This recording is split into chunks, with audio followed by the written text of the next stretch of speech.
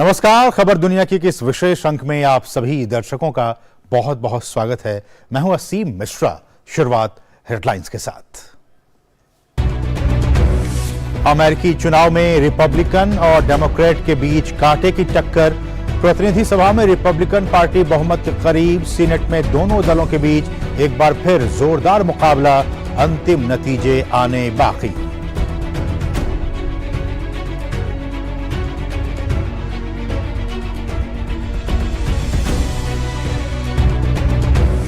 Facebook की मूल company Meta से 11,000 कर्मचारियों की छुट्टी। 16 सप्ताह की सैलरी देकर नौकरी से किया गया बाहर। जुकरबर्ग ने मांगी मुआफी। कंपनी के अब तक के इतिहास में यह सबसे बड़ी छटनी।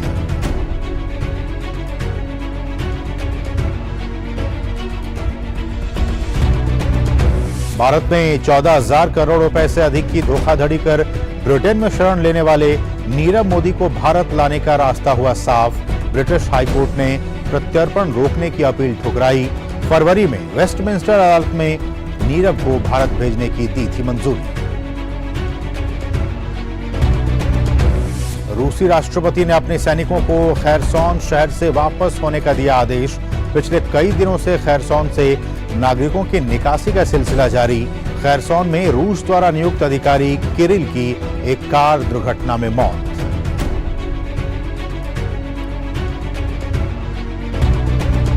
ब्रिटेन में 1 महीने के भीतर सुनक मंत्रिमंडल के मंत्री ने दिया इस्तीफा। गेविन विलियमसन पर अपने सहयोगियों से दुर्व्यवहार का आरोप। विपक्षी दल ने ऋषि सुनक को कमजोर पीएम करार दिया।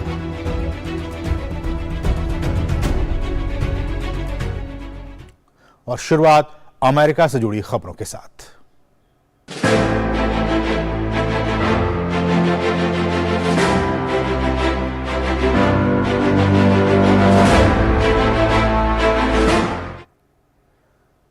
अमेरिकी संसद के मध्यावधि चुनाव में सत्तारूढ़ डेमोक्रेट और विपक्षी रिपब्लिकन के बीच कांटे की टक्कर है।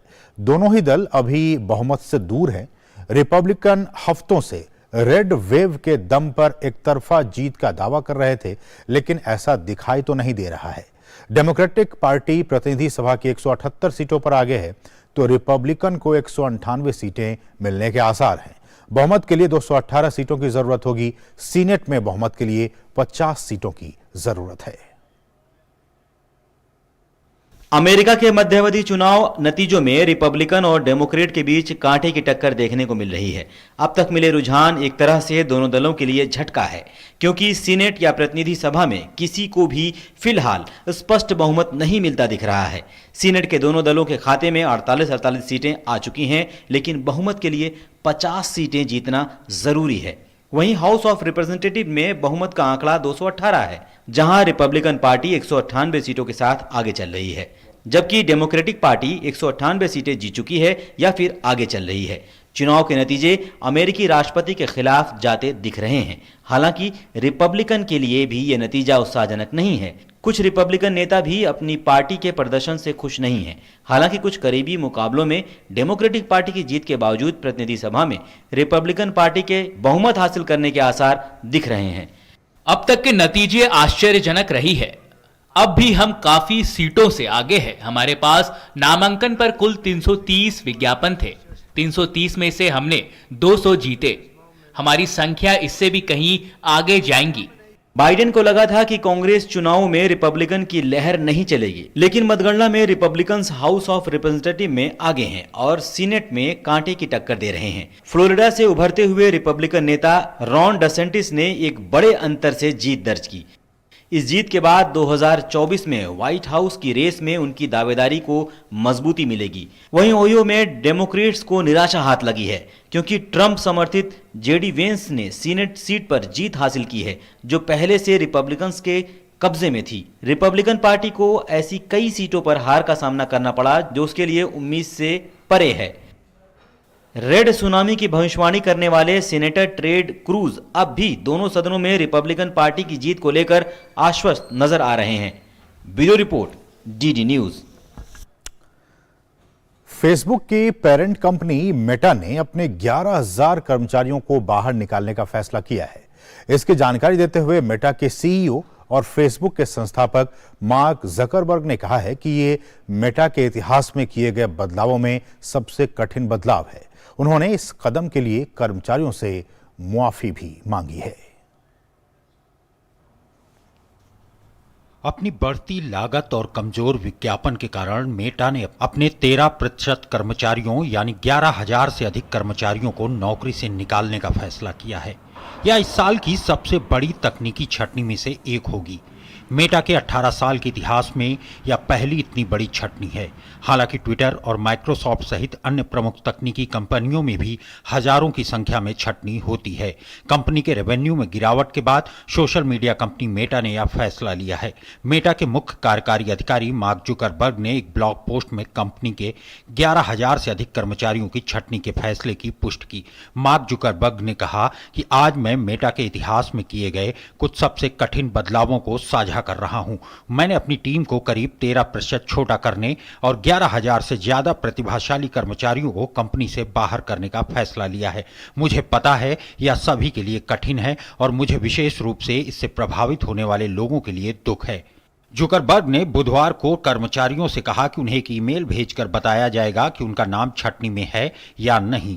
उन्होंने कहा कि पूर्व कर्मचारियों को 16 सप्ताह का मूल वेतन और साथ ही कंपनी के साथ बिताए गए हर साल के लिए 2 अतिरिक्त सप्ताह का वेतन दिया जाएगा। इन कर्मचारियों और उनके परिवार के लिए स्वास्थ्य बीमा 6 महीने तक जारी रहेगा।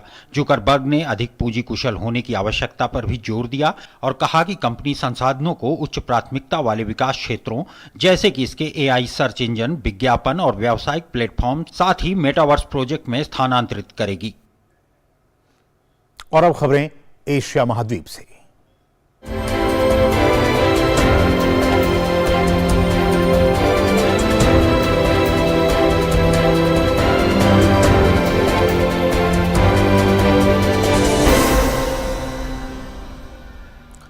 उत्तर कोरिया ने एक बार फिर बैलिस्टिक मिसाइल दागा है। दक्षिण कोरिया ने जानकारी दी है कि उत्तर कोरिया के तानाशाह किम जोंग उन ने एक अनस्पेसिफाइड बैलिस्टिक मिसाइल दागी है। अमेरिका के कई बार चेतावनी देने के बावजूद किम जोंग उन लगातार मिसाइलों का परीक्षण कर रहे हैं। अपने कारनामों से कोरिया प्रायद्वीप में तनाव पैदा करने वाला उत्तर कोरिया का तानाशाह बुधवार को एक और बैलिस्टिक मिसाइल दागकर पूरे क्षेत्र में हड़कंप मचा दिया। दक्षिण कोरिया और अमेरिका के युद्धाभ्यास से तमतमाए उत्तर कोरिया ने इससे पहले भी एक दिन में रिकॉर्ड 23 मिसाइलें दागकर कोरियाई प्रायद्वीप में सनसनी मचा दी थी। दक्षिण कोरिया और जापान ने उत्तर कोरिया द्वारा अपने पूर्वी तट से एक बैलिस्टिक मिसाइल दागने की पुष्टि की। इस बीच दक्षिण कोरियाई सेना ने अपने समुद्री क्षेत्र से उत्तर कोरिया द्वारा दागी गई मिसाइल का मलबा बरामद किया। सेना के मुताबिक बरामद मलबा सोवियत काल का विमान रोधी हथियार है जो 1960 के दशक का हो सकता है। दक्षिण कोरिया के रक्षा मंत्रालय ने एक बयान जारी कर कहा कि कोरिया की पूर्वी समुद्री सीमा के पास पानी से लाए गए 3 मीटर लंबे मलबे की जांच से पता चला कि यह उत्तर कोरिया की सतह में हवा में मार करने वाली मिसाइलों में से एक थी। मंत्रालय ने कहा कि इसी तरह की मिसाइल का इस्तेमाल रूसी सेना ने यूक्रेन पर आक्रमण के दौरान जमीनी हमलों को अंजाम देने के लिए किया था।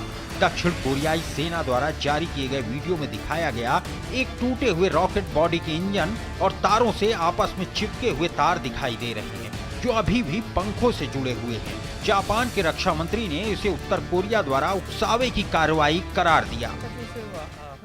उत्तर कोरिया ने दोपहर लगभग 3:31 बजे अपने पश्चिमी तट क्षेत्र से पूर्व की ओर एक बैलिस्टिक मिसाइल दागी। हम अभी भी विवरण का विश्लेषण कर रहे हैं, लेकिन मिसाइल ने 50 किलोमीटर से नीचे और लगभग 250 किलोमीटर की ऊंचाई पर बेहद कम ऊंचाई पर उड़ान भरी। यह उत्तर कोरिया के पूर्वी तट के पास के क्षेत्र में गिरा, जो जापान के विशेष आर्थिक क्षेत्र के बाहर पानी में होने का अनुमान है। उधर अमेरिका द्वारा उत्तर कोरिया पर चौंकाने वाले खुलासे से दुनिया के कई देशों की चिंता बढ़ा दी है। पेंटागन ने कहा कि उत्तर कोरिया रूस को हथियारों की आपूर्ति का प्रयास कर रहा है। इससे पहले व्हाइट हाउस प्रवक्ता जॉन किर्बी ने भी बयान जारी कर इन खबरों का खुलासा किया था। खबरों की पुष्टि के लिए मीडिया के लिए फुटेज भी जारी किया गया। मेरे पास जानकारी है कि डीपीआर के गुप्त रूप से बड़ी संख्या में तोपखाने के गोले के साथ रूस की आपूर्ति कर रहा है। हम उस स्थिति की निगरानी करना जारी रखेंगे। हालांकि उत्तर कोरिया ने अमेरिका के आरोपों से इनकार करते हुए कहा कि उसने रूस के साथ कभी हथियारों का लेन देन नहीं किया और न ही भविष्य में ऐसी कोई योजना है। बहरहाल हर बीतते समय के साथ उत्तर कोरिया लगातार अपनी मिसाइल तकनीक में इजाफा करता जा रहा है, जो न सिर्फ अमेरिका बल्कि पूरे क्षेत्र में तनाव को बढ़ा दिया है। उत्तर कोरियाई तानाशाह ने इस साल अब तक जिन मिसाइलों का परीक्षण किया है उसकी खासियत यह है कि इसे ट्रेन, लॉन्चर, सबमरीन से भी दागा जा सकता है। बढ़ेंगे आगे। भारत में 14,000 करोड़ रुपए से अधिक की धोखाधड़ी करके ब्रिटेन में शरण लेने वाले नीरव मोदी को अब वापस भारत लाया जा सकेगा। ब्रिटेन के हाई कोर्ट ने प्रत्यर्पण रोकने की उसकी अपील ठुकरा दी है। इसी साल फरवरी में ब्रिटेन की वेस्टमिंस्टर कोर्ट में नीरव के एक्स्ट्राडिशन पर आखिरी सुनवाई हुई थी। वेस्टमिंस्टर कोर्ट ने नीरव को भारत भेजने की मंजूरी दे दी थी। इसके बाद 15 अप्रैल को ब्रिटेन की तत्कालीन गृह सचिव यानी गृह मंत्री प्रीति पटेल ने नीरव मोदी के प्रत्यर्पण का आदेश जारी कर दिया था। इसके बाद नीरव मोदी की ओर से हाई कोर्ट में अपील की गई थी। अब ब्रिटेन के हाई कोर्ट ने नीरव मोदी की अपील खारिज कर दी है। हाई कोर्ट ने अपने आदेश में कहा है कि नीरव मोदी का प्रत्यर्पण किसी भी नजरिए से अन्यायपूर्ण या फिर दमनकारी नहीं होगा। गौरतलब है कि नीरव मोदी पर पीएनबी बैंक से ऋण लेकर 14,000 करोड़ रुपए से अधिक की धोखाधड़ी करने का आरोप है। घोटाला सामने आने के बाद साल 2018 में वो देश छोड़कर फरार हो गया था। इसके बाद 2019 में नीरव मोदी को लंदन में गिरफ्तार किया गया था।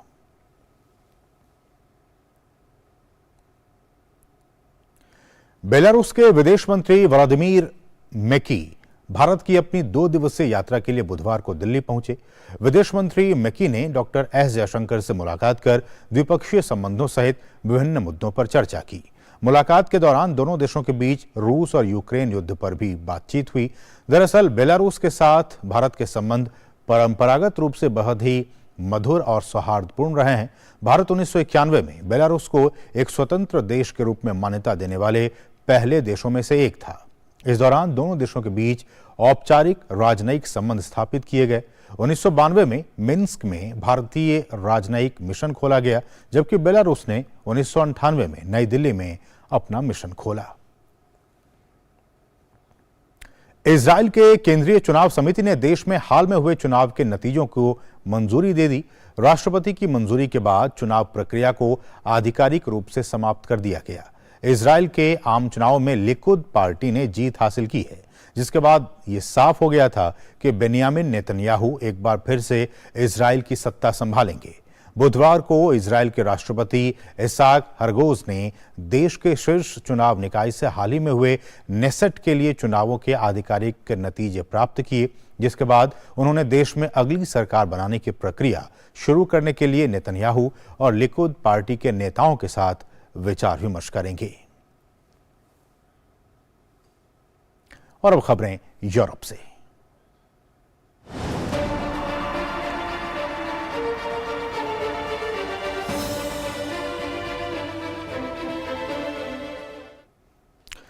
रूस की सेना को यूक्रेनी शहर खैरसोन से बाहर निकलने का आदेश दिया गया है।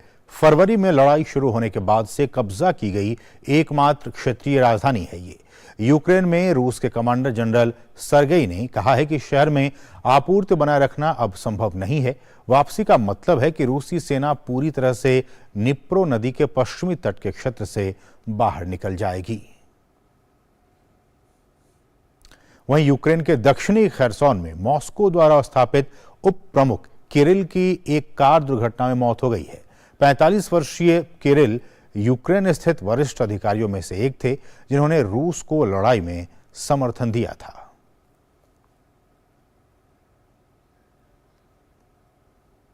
ब्रिटेन के किंग चार्ल्स तृतीय और रानी कैमिला पार्कर को उस समय असहज स्थिति महसूस हुई जब पारंपरिक समारोह में हिस्सा लेने के दौरान उन पर अंडे फेंके गए। मामला सामने आने के बाद पुलिस ने एक शख्स को हिरासत में ले लिया। दोनों एक पारंपरिक समारोह में शामिल होने पहुंचे थे। इसी दौरान भीड़ में मौजूद एक प्रदर्शनकारी ने उनकी तरफ अंडा फेंका। हालांकि घटना में किंग चार्ल्स और उनकी पत्नी को कोई नुकसान नहीं पहुंचा है।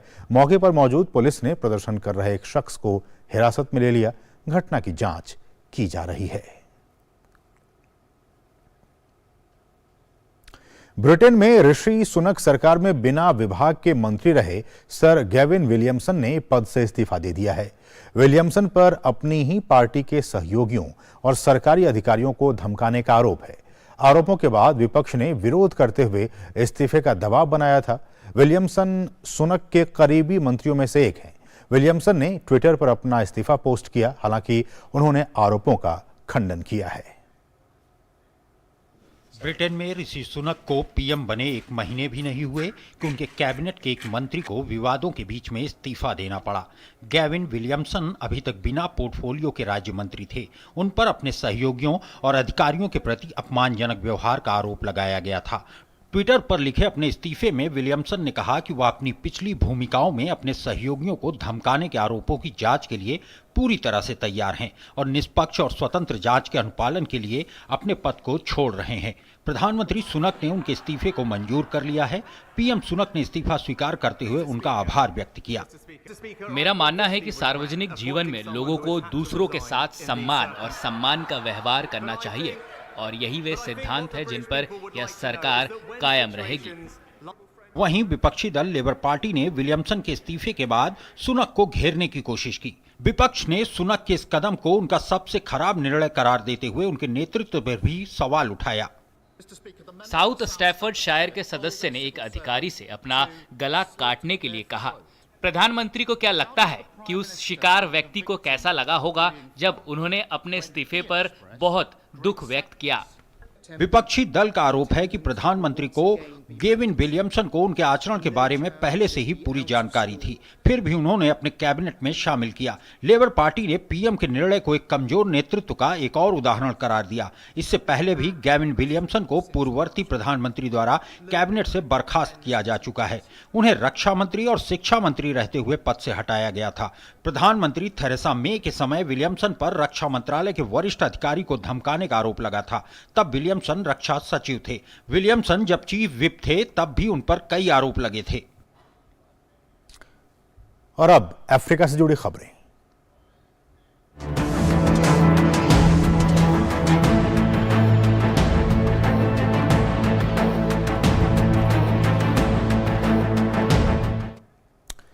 मिस्र के शर्म अल शेख में चल रहे अंतर्राष्ट्रीय जलवायु परिवर्तन सम्मेलन में ग्लोबल वार्मिंग के लिए गरीब देशों ने धनी राष्ट्रों और तेल कंपनियों को जिम्मेदार ठहराते हुए कहा है कि प्रदूषकों को जलवायु परिवर्तन के लिए उन्हें हर्जाना देना होगा, यानी भुगतान करना होगा। साथ ही उन्होंने ग्लोबल कार्बन टैक्स लगाने की भी मांग की है। उन्होंने कहा कि एक तरह तेल कंपनियां और अमीर देश मुनाफा कमा रहे हैं, वहीं छोटे खासकर द्वीप राष्ट्रों की हालत बहुत खराब होती जा रही है। इन राष्ट्रों ने कहा है कि वे उनकी अर्थव्यवस्था को नुकसान पहुंचा रहे हैं। अफ्रीकी राज्यों ने इसके लिए और अधिक अंतर्राष्ट्रीय फंड की भी मांग की है।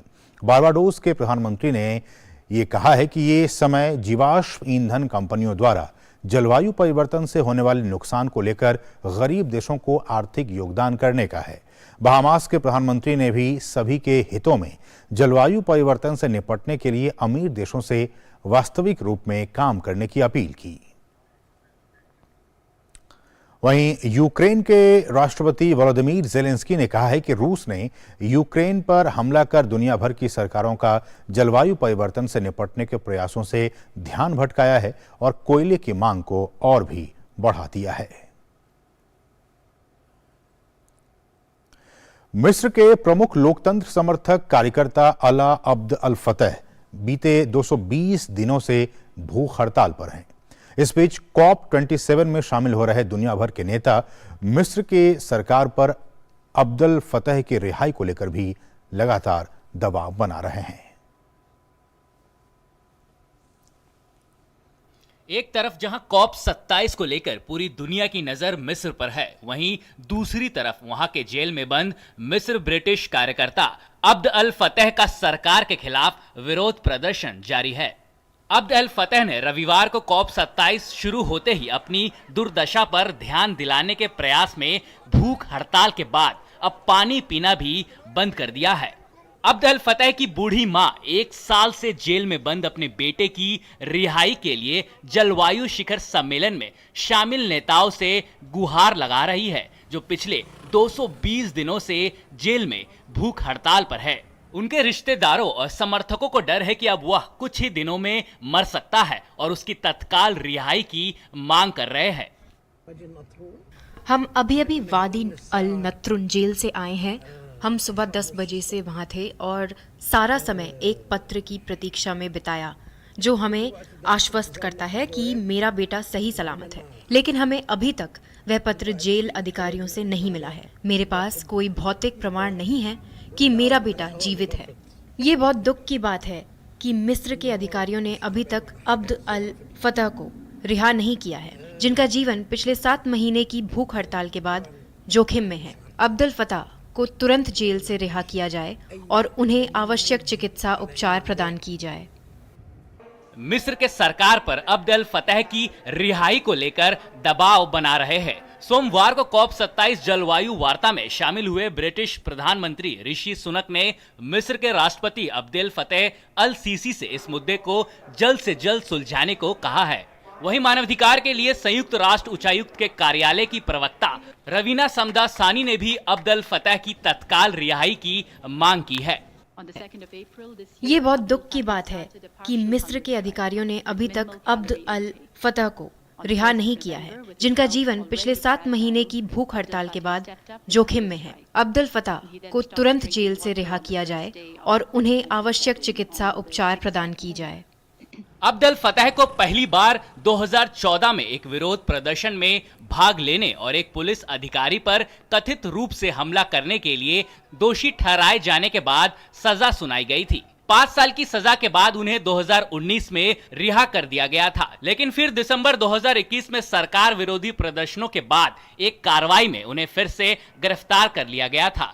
लेकिन अब इस जलवायु शिखर सम्मेलन से जेल में बंद अब्द अल फतेह की आवाज पूरी दुनिया तक पहुंच रही है। और अब बात विश्व संस्कृति की।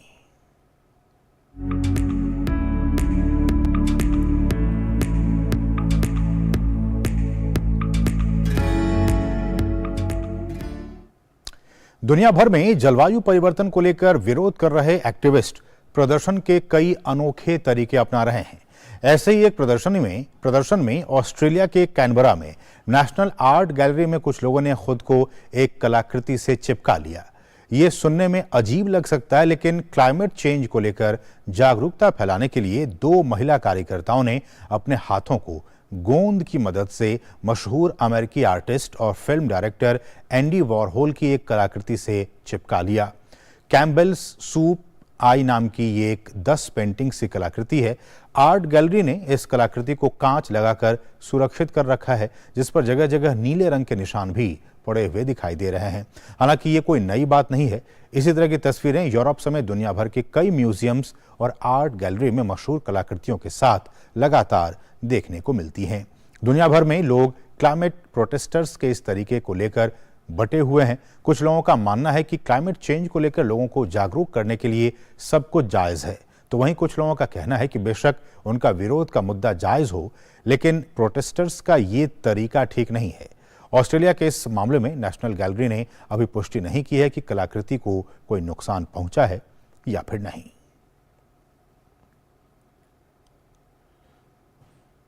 तो इसके साथ ही खबर दुनिया की कि आज के अंक बस इतना ही। मुझे और हमारी पूरी टीम को दीजिए अनुमति। नमस्कार।